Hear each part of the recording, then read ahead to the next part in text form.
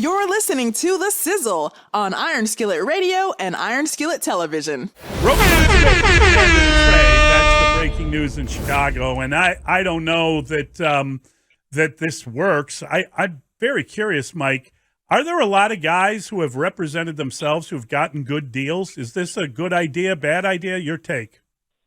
Well, it's difficult when you represent yourself for a variety of reasons. It puts the teams in a tough spot because I think they're wired to always get the best possible deal they can for the team. And it's easier to do that when you are negotiating directly with the player. The deal that Russell Okung did with the Broncos when he represented himself the first time was a disaster. Richard Sherman's deal with the 49ers was so bad the union had to get involved to try to talk the 49ers out of some of the terms they put in there. Now, Bobby Wagner has done a pretty good job for himself, but it is difficult to do.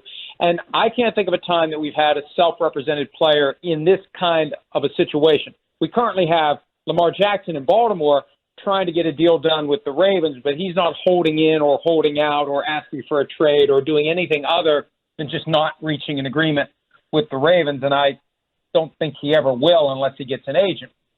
Much more complicated when you're talking about a guy like Roquan Smith, who's now publicly asked for a trade and hasn't been practicing with the team.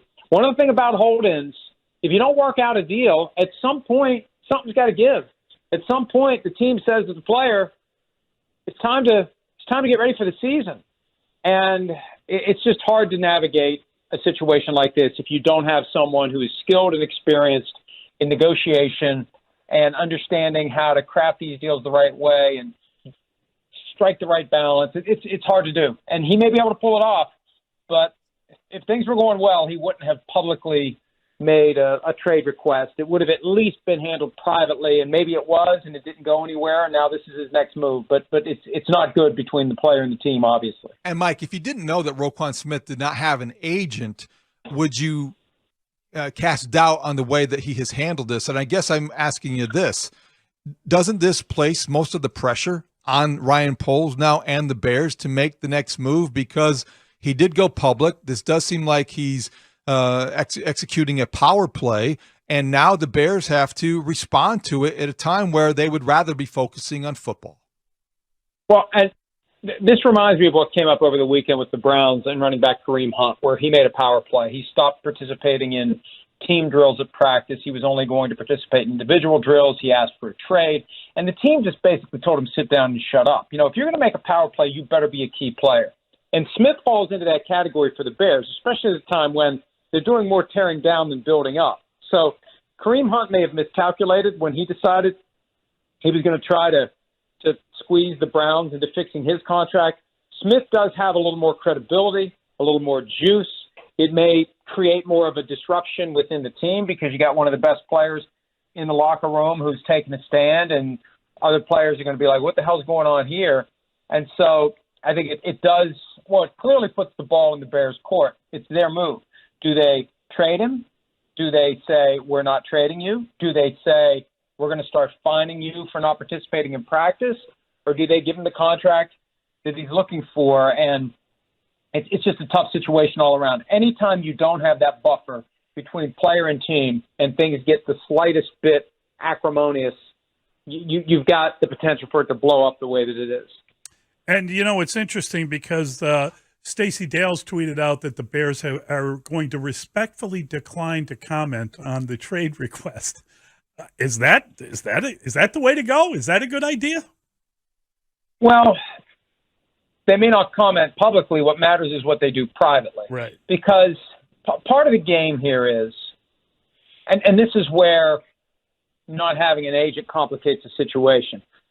To maximize whatever the Bears would get for Roquan Smith, part of the leverage ideally is we may just keep him.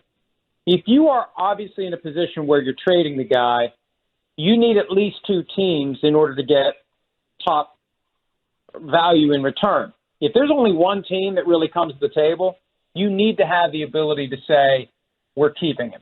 That helps you drive up the price to where you want it to be. You don't want it to be a fire sale. You don't want it to be, we're just going to give this guy away. And whoever trades for him has to factor in what it takes to get him in trade, plus what they're going to have to pay him to make him happy.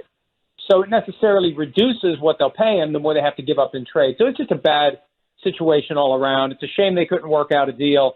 And I suspect the Bears will be as quiet about it as they can. But, and look, here's the reality.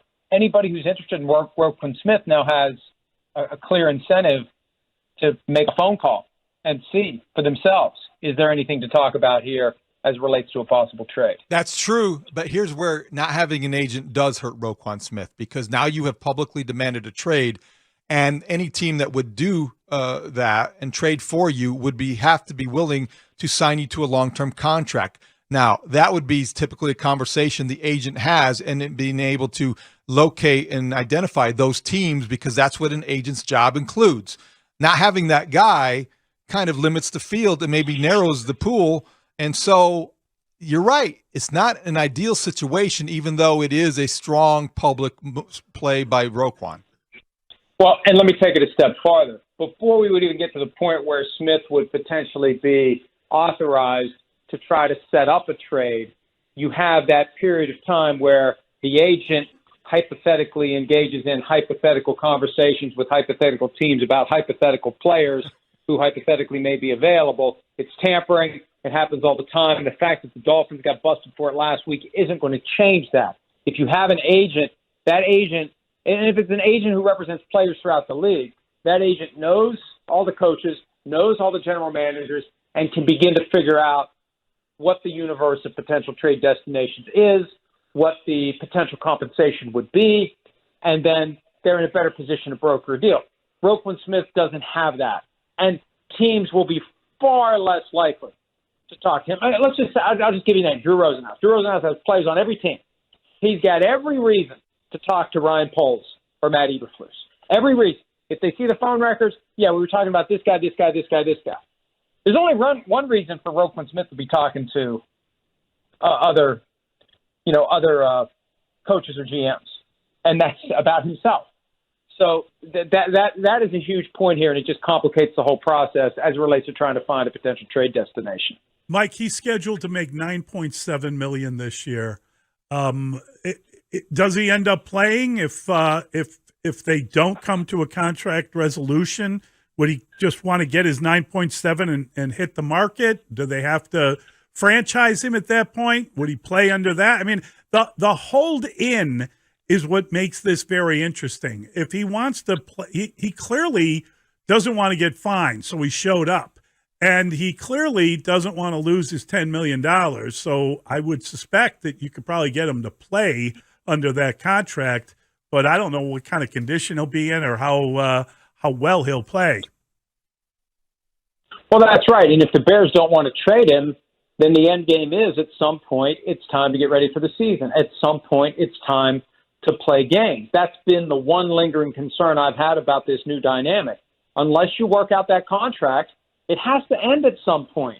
The player showed up to avoid the fines, and the fines get very expensive for guys in their fifth-year option. If you skip a preseason game as part of a holdout, you lose a game check. A regular season game check is your fine for missing a preseason game under the CBA. So the guy's there, and it's hard to leave once you show up.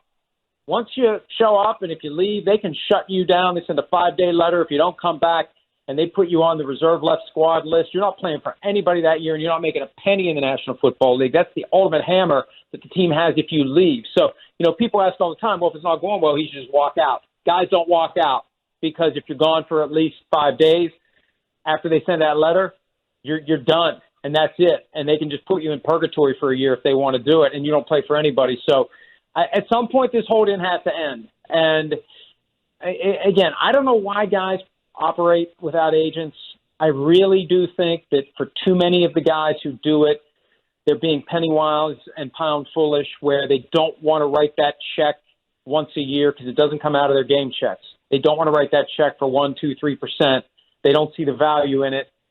A case like this demonstrates what the value is of having a good agent who's connected and can work this stuff while you focus on getting yourself ready for football season. Make sure that you follow us on Twitter, Facebook, and Instagram at Iron Skillet Sports. And remember to like, share, and subscribe to Iron Skillet Sports on YouTube at Iron Skillet Sports.